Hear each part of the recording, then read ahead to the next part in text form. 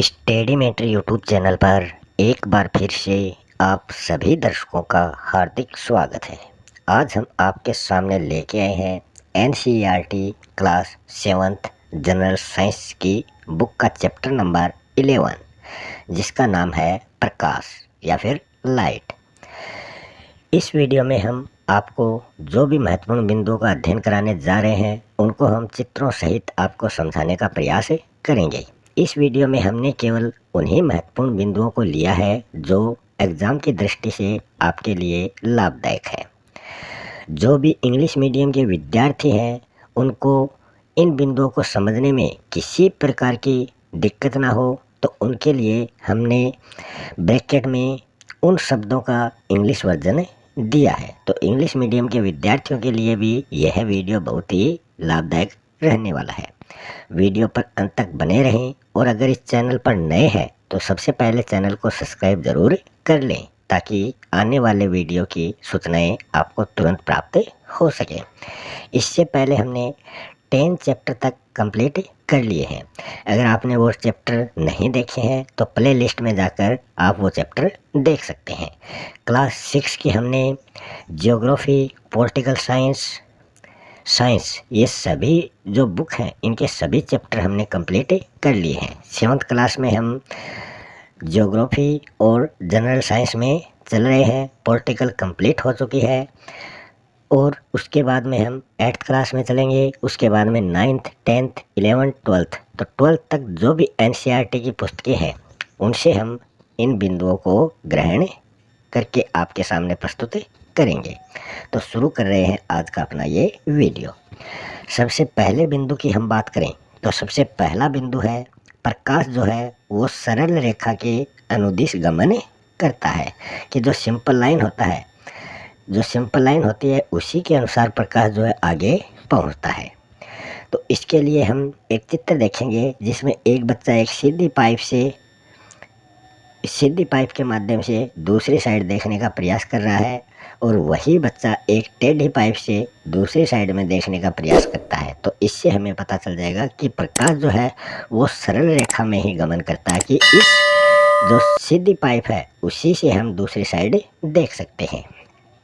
दूसरा बिंदु है दर्पण द्वारा प्रकाश की दिशा में होने वाला परिवर्तन प्रकाश का परावर्तन कहलाता है। तो प्रकाश का परावर्तन क्या होता है? प्रकाश की दिशा में होने वाला परिवर्तन, कि हम जो भी दर्पण है उसके द्वारा प्रकाश की दिशा में जो भी चेंज आता है वो प्रकाश का परावर्तन कहलाता है। अगला बिंदु है दर्पण के सामने जलती हुई मोमबत्ती रखने पर हमें ऐसा लगता है जैसे कि दर्पण के पीछे भी कोई मोमबत्ती जल रही है। तो ये हमें आभास होता है कि ये सामने जो हमने मोमबत्ती जला रखी है उसी प्रकार की मोमबत्ती दर्पण के दूसरी साइड भी जल रही है। यहाँ मोमबत्ती किसी बिंब या वस्तु का उदाहरण माना जाता है। अगले बिंदु की हम बात करें, समतल दर्पण द्वारा बनने वाला जो भी प्रतिबिंब होता है वो दर्पण में सीधा तथा बिंब के समान आमाप का हमें दिखाई देता है। तो समतल दर्पण की क्या पहचान है वो यहाँ पर बताई गई है। उसी प्रकार दर्पण से जो प्रतिबिंब की दूरी है वो दर्पण के सामने बिंब की दूरी के बराबर होती है। कि जितनी प्रतिबिंब की दूरी है वही दर्पण के सामने जो बिंब है उसकी भी दूरी उसी के बराबर दिखाई देती है। अगला बिंदु है समतल दर्पण के प्रतिबिंब में दायां भाग तो हमें बायां दिखाई देता है और बायां भाग हमें दायां दिखाई देता है। तो हम जब भी दर्पण के सामने खड़े होकर अपने आप को देखते हैं तो आप एक हाथ ऊपर उठाओगे, आपने मान लो दायां हाथ ऊपर उठाया है तो आपको दर्पण में वो बायां भाग दिखाई देगा, मतलब ये हमें उल्टा दिखाई देता है दर्पण में। अब हम चित्रों के माध्यम से भी इन बिंदुओं को समझने का प्रयास करते हैं। सबसे पहला बिंदु हमने देखा था प्रकाश सीधी रेखा में गमन करता है। तो ये सीधी पाइप के माध्यम से इस मोमबत्ती की लौ को देख रहा है। तो ये सीधी पाइप से देख रहा है तो इसको ये मोमबत्ती की लौ दिखाई दे रही है। मगर यहाँ दूसरे चित्र में हम बात करें तो इस बच्चे का जो पाइप है वो टेढ़ा मेढ़ा है। तो इस टेढ़े मेढ़े पाइप में प्रकाश जो है वो गुजर नहीं पाता है। तो ये बच्चा इस पाइप के माध्यम से इस मोमबत्ती की लौ को नहीं देख सकता। तो पहले बिंदु से संबंधित ये चित्र था। इससे आपको और आसानी से समझ में आ गया होगा कि प्रकाश जो है वो हमेशा सीधी रेखा में ही गमन करेगा। आपने कहीं पानी इकट्ठा हुआ देखा होगा, उस पानी में हमें प्रतिबिंब दिखाई देता है।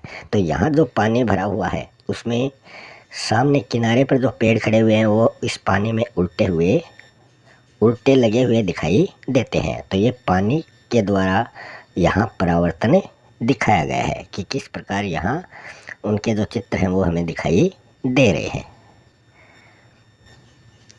इस चित्र में भी आपको प्रकाश का परावर्तन दिखाई दे रहा है। इस चित्र को देखकर आपको कौन सी कहानी याद आ रही है वो हमें कमेंट बॉक्स में बताने का प्रयास करें। इसमें भी जो शेर है वो कुएं का जो पानी है उस पानी में उस शेर को अपनी परछाई दिखाई दे रही है।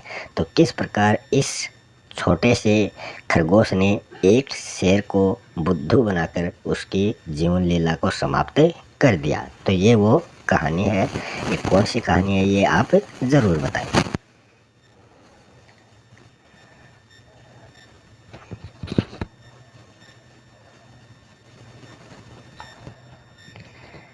इस चित्र में हम देखने वाले हैं एक जो समतल दर्पण है। सामने देखेंगे ये समतल दर्पण है। तो इसमें जो प्रकाश है उसका परावर्तन किस प्रकार होता है। तो समतल दर्पण में हम यहाँ से इसमें से ये लाइट गुजर रही है, ये लाइट यहाँ गिरेगी आगे और इससे ये लाइट क्रॉस होकर दूसरी साइड से दर्पण में दूसरी साइड में हमें जाती हुई दिखाई देगी। तो यह प्रकाश का परावर्तन है समतल दर्पण में।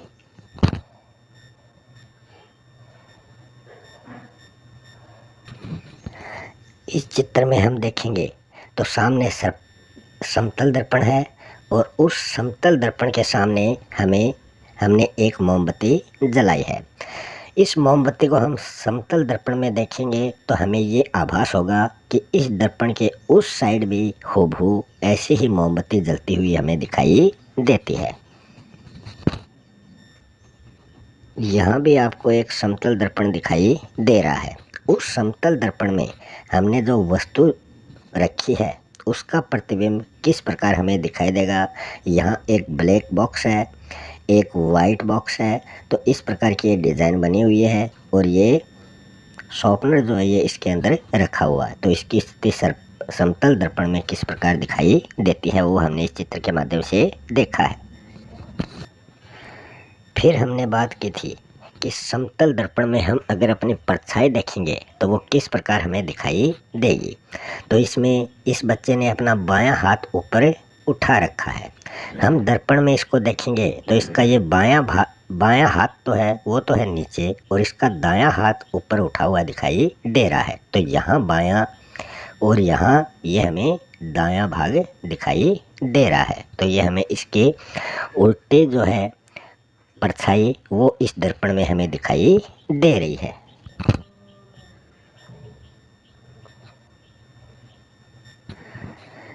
अगले बिंदु की हम बात करें तो ये तो हमने समतल दर्पण के बारे में देखा अभी तक। अब हम बात करेंगे किसी गोलीय दर्पण का भीतरी जो पृष्ठ होता है, मतलब अंदर का जो भाग होता है वो अवतल दर्पण और उसका जो बाहरी भाग होता है, बाहरी पृष्ठ होता है वो उत्तल दर्पण की तरह कार्य करता है। अवतल दर्पण को कॉनकेव मिरर कहते हैं और उत्तल दर्पण को कॉन्वेक्स मिरर कहते हैं।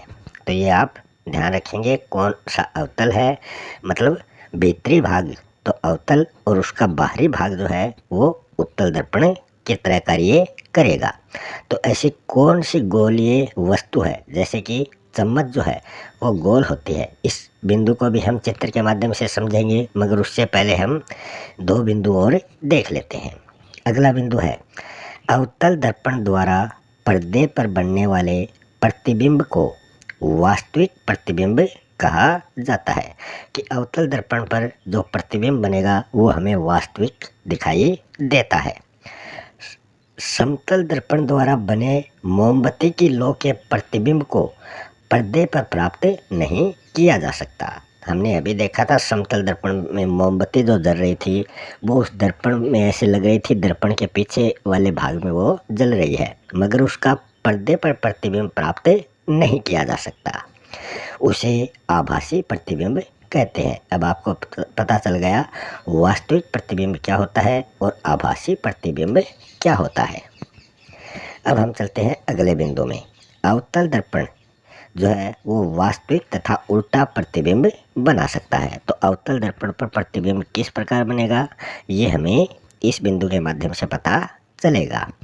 जब बिंब को दर्पण के अत्यंत निकट रखते हैं तो प्रतिबिंब आभासी बनेगा, सीधा बनेगा और आवर्धित बनेगा। यह कब की स्थिति है? यह उसके निकट रखने की स्थिति है। अगला बिंदु है, आपने डॉक्टर को देखा होगा। कौन से डॉक्टर? आँख, कान, नाक और गले की वो डॉक्टर जांच करते हैं तो वो कौन से दर्पण का प्रयोग करते हैं? तो वो अवतल दर्पण का प्रयोग अपनी जांच में करते हैं। अगर आप डॉक्टर के पास गए हैं आँख, कान, नाक, गले की जांच करवाने तो आपने उनके पास एक छोटा सा दर्पण देखा होगा। वो कौन सा है? अवतल दर्पण है।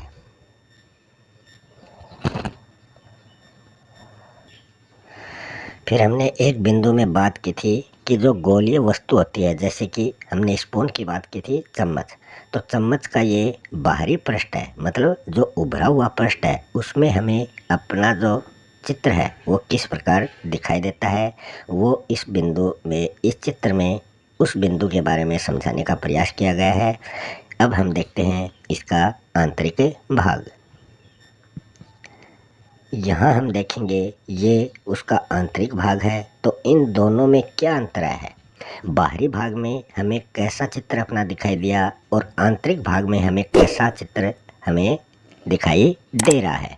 तो उस बिंदु के माध्यम से, इस चित्र से उस बिंदु को समझने का प्रयास करें। तो उसमें सब कुछ बताया गया है कि उल्टा बनेगा और कैसा बनेगा, तो वो सब कुछ इसमें हमें दिखाई दे रहा है।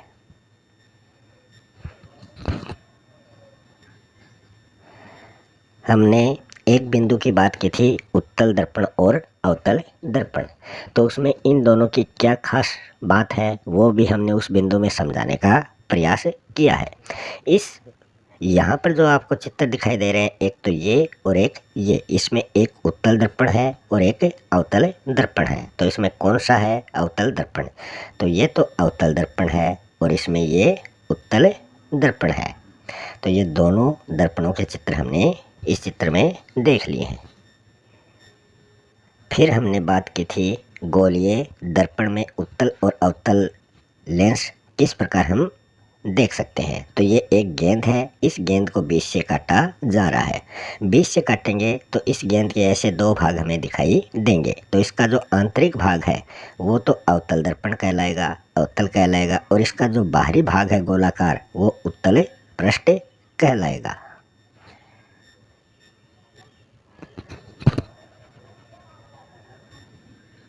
इस चित्र के माध्यम से हम देख रहे हैं कि अवतल दर्पण के माध्यम से एक सूर्य जो है, सूरज का जो चित्र है वो किस प्रकार हमें प्राप्त होता है। तो ये अवतल दर्पण इसमें यहाँ पर लिया गया है। इस चित्र में हम देखेंगे तो अवतल दर्पण के माध्यम से ये चित्र पर्दे पर लिए गए हैं। इसमें ये नज़दीक रखा गया है और किस प्रकार का हमें चित्र प्राप्त होता है ये इसमें थोड़ा इसमें दूर रखा गया है अवतल दर्पण के। तो ये मोमबत्ती हमें किस प्रकार दिखाई देती है, तो वो सब कुछ हमें इस चित्र के माध्यम से देख लिया है। और जो बिंदु हमने देखा था अवतल दर्पण का, तो उस बिंदु के माध्यम से भी इस चित्र को समझने का प्रयास किया है। फिर हमने एक बिंदु में अवतल दर्पण द्वारा बने आभासी प्रतिबिंब का भी अध्ययन किया था। तो ये वही चित्र है जो अवतल दर्पण पर आभासी प्रतिबिंब प्रस्तुत कर रहा है। तो किस प्रकार ये हमें दिखाई देता है इसे आप देखें और उस बिंदु को दोबारा से देखकर इस चित्र के आधार पर समझने का प्रयास करें। लास्ट बिंदु में हमने देखा था कि जो एक चिकित्सक होता है, डॉक्टर होता है आँख, नाक, गले का, तो वो कौन से लेंस का प्रयोग करता है। तो ये वो लेंस यहाँ हमें दिखाया गया है। तो कौन सा लेंस था, हमने क्या पढ़ा था उस बिंदु में, अगर आपको याद है तो हमें बताने का प्रयास करें, अगर याद नहीं है तो दोबारा से इस वीडियो को देखें। अगला जो बिंदु है वो है दंत चिकित्सक अवतल दर्पण का प्रयोग दांतों का बड़ा प्रतिबिंब देखने के लिए करता है। हमने अभी जो चित्र देखा था वो दंत चिकित्सक द्वारा अवतल दर्पण के प्रयोग का चित्र देखा था। अगला बिंदु है टॉर्च, कार तथा स्कूटरों के जो अग्रदीप होता है जिसको हेडलाइट बोलते हैं, उसके परावर्तक पृष्ठ की जो आकृति है वो अवतल दर्पण के समान होती है। कि किस प्रकार अवतल दर्पण होता है, वही जो हेडलाइट होती हैं उसी प्रकार से वो कार्य करती है। फिर हम बात करें उत्तल दर्पण। उत्तल दर्पण अधिक क्षेत्र के दृश्यों का प्रतिबिंब बना सकता है। तो उत्तल दर्पण कहाँ पर काम में आता है, जैसे कि वाहनों का जो पार्श्व दर्पण होता है जिसको हम साइड मिरर बोलते हैं, जिसमें हमें उस जो वस्तु है उसका छोटा प्रतिबिंब दिखाई देता है और वो पूरा होता है, तो वो तो उत्तल दर्पण होता है जो साइड मिरर होता है गाड़ियों में। और जो हेडलाइट होती है गाड़ियों की, उसमें जो अवतल दर्पण हमें देखने को मिलता है। तो इन दोनों बिंदुओं के चित्र हम देखेंगे, मगर इसके उससे पहले हम एक बिंदु का और अध्ययन कर लेते हैं। तिलचट्टा या फिर केंचुआ, इनके सूक्ष्म जो शारीरिक अंग हैं, जो छोटे छोटे इनके अंग हैं, उनको देखने के लिए आवर्धन लेंस का प्रयोग किया जाता है। तो ये आवर्धन लेंस कैसा होता है ये भी हम चित्र के माध्यम से देखेंगे। यहाँ पर आपको जो चित्र दिखाई दे रहा है वो टॉर्च का दिखाई दे रहा है, जिसमें अवतल दर्पण का प्रयोग किया गया है। हमने अभी बिंदु में पढ़ा था टॉर्च और जो हेडलाइट होती हैं उनमें अवतल दर्पण का प्रयोग किया जाता है। यहाँ हम जो चित्र देख रहे हैं वो उत्तल दर्पण पर बने प्रतिबिंब का देख रहे हैं। इससे पहले हमने देखा था इसी प्रकार का एक चित्र अवतल दर्पण पर बने प्रतिबिंब का। तो इन दोनों में क्या अंतर है ये आप समझने का प्रयास करें, ताकि आप इस बिंदु को फिर आसानी से याद रख पाएंगे। तो वीडियो को शुरू करके आप इन दोनों चित्रों का मिलान करें और इसमें अंतर समझने का प्रयास करें। ये आप यहाँ जो देख रहे हैं ये गाड़ी का साइड मिरर है, जिसमें पीछे से जो भी वाहन आ रहे हैं या पीछे जा रहे हैं उनका चित्र जो है हमें साफ दिखाई देता है। तो इसमें जो दर्पण काम में लिया गया है वो उत्तल दर्पण है। तो उत्तल दर्पण का प्रयोग साइड मिरर के रूप में किया जाता है।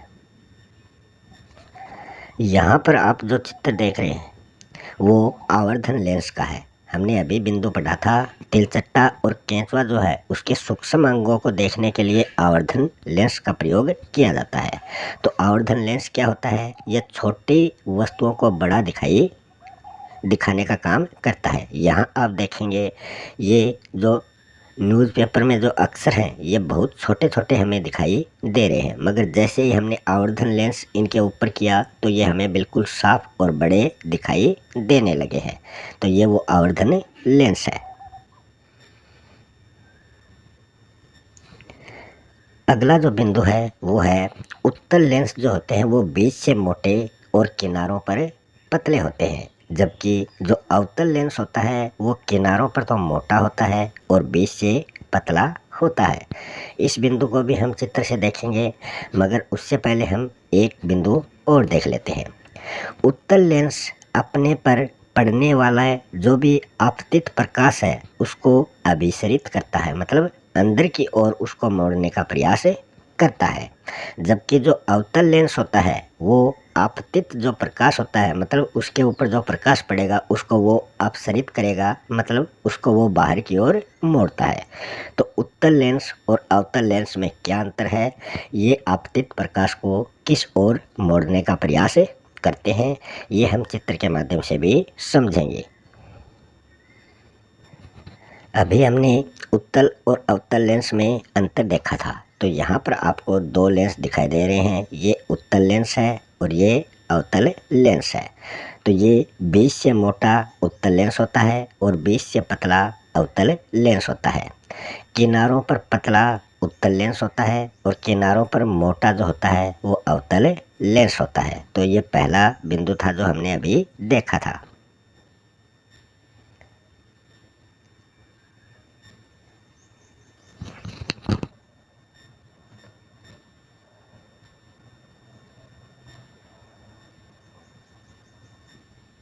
इस चित्र में हम उत्तल लेंस द्वारा सूर्य का जो वास्तविक प्रतिबिंब है वो देखने का प्रयास कर रहे हैं। तो ये जो दर्पण है ये उत्तल दर्पण है, उत्तल लेंस है। यहाँ हम दो लेंस देख रहे हैं, एक है अभिसारी लेंस, दूसरा है अपसारी लेंस। तो हमने उत्तल लेंस की बात की थी जिसमें वो क्या करता है, जो अपसरित होता है, मतलब अंदर की ओर मोड़ने का काम करता आपतित किरण को। तो ये तो वो अभिसारी लेंस है, मतलब उत्तल लेंस है। ये किरणों को अंदर की ओर मोड़ता है, आपतित जो प्रकाश है उसको अंदर की ओर मोड़ेगा, और ये करेगा अभिसरित उसको, मतलब बाहर की ओर उसको मोड़ेगा।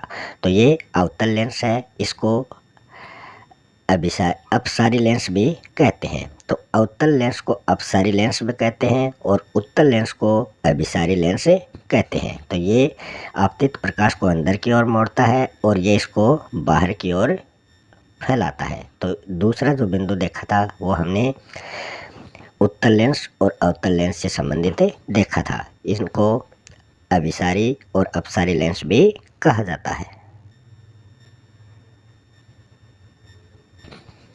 अगला जो बिंदु है वो है उत्तल लेंस द्वारा बने प्रतिबिंब क्या होते हैं, सदैव आभासी रहेंगे, सीधे रहेंगे और बिंब के साइज से वो हमेशा छोटे रहते हैं।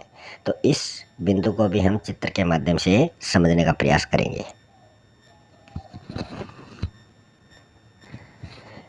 इस चित्र में हम उत्तल दर्पण देख रहे हैं जिसमें जो मोमबत्ती है वो जलती हुई हमें दिखाई दे रही है, और ये क्या है, उत्तल लेंस है, सॉरी उत्तल दर्पण नहीं, उत्तल लेंस है। और पर्दे पर उसका कैसा चित्र हमें दिखाई दे रहा है वो हम देख रहे हैं। इस चित्र में हम देखेंगे उत्तल दर्पण द्वारा बना आभासी जो प्रतिबिंब है वो किस प्रकार हमें दिखाई देता है, वो इसमें दिखाया गया है। अभी हमने उत्तल लेंस देखा था और ये अवतल लेंस है। इसमें जो चित्र है वो किस प्रकार हमें दिखाई देता है वो यहाँ पर दिखाया गया है। तो ये अवतल लेंस द्वारा बना प्रतिबिंब हम यहाँ देख रहे हैं। अगला जो बिंदु है वो है वर्षा के बाद सूर्य आकाश में क्षितिज के पास हमें दिखाई देता है।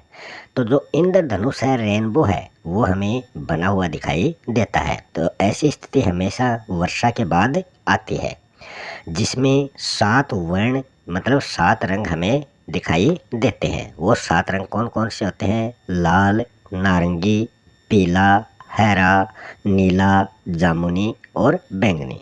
ये 7 रंग जो है ये इंद्रधनुष में हमें दिखाई देते हैं। सूर्य के प्रकाश में 7 वर्ण विद्यमान होने के कारण इसे श्वेत प्रकाश भी कहा जाता है। श्वेत प्रकाश, व्हाइट लाइट का अर्थ होता है 7 वर्णों का मिश्रण। अब हम इसको चित्र के माध्यम से भी समझेंगे।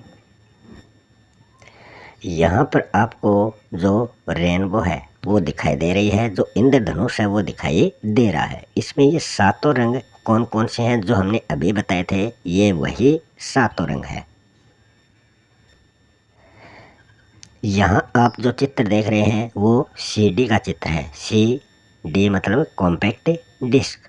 इसको हम सूर्य की रोशनी में रखेंगे तो इसमें भी हमें अलग अलग रंग के जो 7 रंग है, ये 7 रंग हमें इसमें दिखाई दे रहे हैं। मगर इसको सूर्य की रोशनी में रखने पर या लाइट में ले जाने पर ये हमें रंग रंगीली दिखाई देती है। इस चित्र में हम देखेंगे कि एक प्रिज्म के माध्यम से, ये एक प्रिज्म है और ये सूर्य का प्रकाश इसके माध्यम से बाहर गुजर रहा है। तो हमें जो इंद्रधनुष के 7 जो वर्ण हैं, जो श्वेत प्रकाश है वो हमें दिखाई दे रहा है। इसमें वो 7 कलर जो है वो मौजूद है, इसको श्वेत प्रकाश कहते हैं। आज के वीडियो का अपना लास्ट पॉइंट है CD डिस्क, मतलब कॉम्पैक्ट डिस्क को हम तेज़ी से घुमाएंगे तो ये हमें श्वेत सी प्रतीत होती है, सफ़ेद सफ़ेद दिखाई देती है, जिसे न्यूटन की डिस्क के नाम से भी जाना जाता है। इस बिंदु को भी हम चित्र के माध्यम से देख लेते हैं और उसके बाद में अपने इस टॉपिक का दी एंड करने वाले हैं। यहाँ हम देख रहे हैं ये सीढ़ी है और इसमें ये अलग अलग कलर हमें दिखाई देते हैं। जैसे ही हम इसको ज़ोर से घुमाएंगे तो ये सारे कलर जो हैं ये गायब हो जाएंगे और ये हमें वाइट सी दिखाई देती है, सफ़ेद सफ़ेद सी दिखाई देती है। तो ये न्यूटन का जो नियम है ये हमें इसमें दिखलाई दे रहा है। तो इसी के साथ अपना आज का ये वीडियो यहीं समाप्त होता है। आपने अगर चैनल को सब्सक्राइब नहीं किया है तो कृपया चैनल को सब्सक्राइब ज़रूर कर लें, ताकि आने वाले वीडियो आपको तुरंत प्राप्त हो सकें। तो इसी के साथ अपना आज का टॉपिक यहीं समाप्त होता है। मिलते हैं अगले टॉपिक में किसी नए चैप्टर के साथ। तब तक के लिए आप सभी का बहुत बहुत धन्यवाद।